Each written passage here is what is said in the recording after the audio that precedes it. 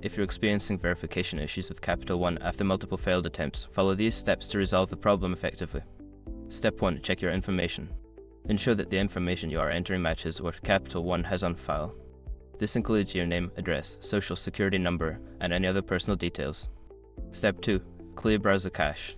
If you are using a web browser, clear your cache and cookies. This can help eliminate any stored data that might be causing issues with the verification process. Step 3. Use a different device or browser. Try accessing your Capital One account from a different device or web browser. Sometimes compatibility issues can lead to verification failures. Step 4. Contact customer support. Before starting recovery, use the sroc.com link in the description to open the account recovery checklist generator and make sure your verification details are ready. Step 5. Follow up. After contacting support, follow any instructions they provide.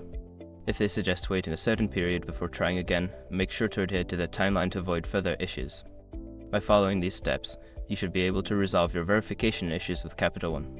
If problems continue, don't hesitate to seek further assistance from customer support.